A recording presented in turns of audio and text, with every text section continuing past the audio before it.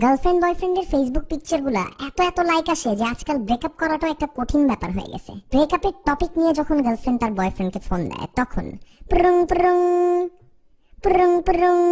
কি ব্যাপার মফিজ, তোমাকে না গতকালকে বললাম এই রিলেশনশিপ রাখবো না? তোমার তো সাহস কম না, তুমি আবার আমাদের পিকচার আপলোড করছো ফেসবুকে। আহা, বললেই তো হয় না সামিনা, এটা তো 2000 সাল না যে ব্রেকআপ করলাম গেলাম না ধানমন্ডি, গেলাম না গুলশান, গেলাম না বনানী। এটা তো ওরকম না, এটা 2014 সাল, ফেসবুকের যুগ। রাস্তায় যাওয়া বন্ধ করতে পারি, ফেসবুকে যাওয়া বন্ধ করবো কেমনে?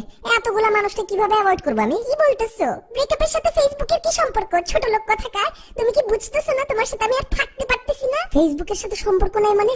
এই মিয়া, এত হাজার হাজার লাইক আসে আমাদের পিকচার, এগুলো দেখো না? হ্যাঁ, ব্রেকআপ করলে মুখ দেখাইতে পারবো কারে? ঘন ঘন রিলেশনশিপ স্ট্যাটাস চেঞ্জ করলে মানুষ কি ভাববে? অন্য মেয়েরা কি ভাববে? আর তোমার উপর এত ইনভেস্ট করছি, হুট করে এভাবে তো ব্রেকআপ করা পসিবল না। ইনভেস্ট মানে কিসের ইনভেস্ট? এই আমি কি তোমার বিজনেস নাকি? হ্যাঁ, কিসের ইনভেস্ট করছো তুমি? কয়টা কাপড় কিনে দিছো?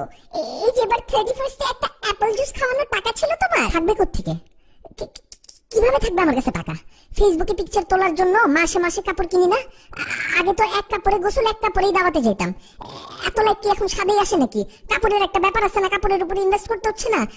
আর তোমার চুল ছিল ল্যাবড়া ভ্যাবড়া, ওইটার জন্য আবার এই যে কি সানসিল্ক না কি কি শ্যাম্পু ইউজ করো, এগুলো কিনে দিছি না তোমার? তোমার মতো ছোট লোক দেখি না আমি। আমি আর এক মিনিটে তোমার সাথে থাকতে পারবো না মফিজ। হ্যাঁ, থাকবা না, ওইটা নিয়ে আমরা ডিসকাস করবো, তাই না? আমি তো হুট করে তো এখন আর ফেসবুকে বলতে পারি না যে আমার গার্লফ্রেন্ড মারা গেছে। এটা কি বলা সম্ভব? আমি মরবো কেন? আমি তো ব্রেকআপ করার কথা বলতেছি।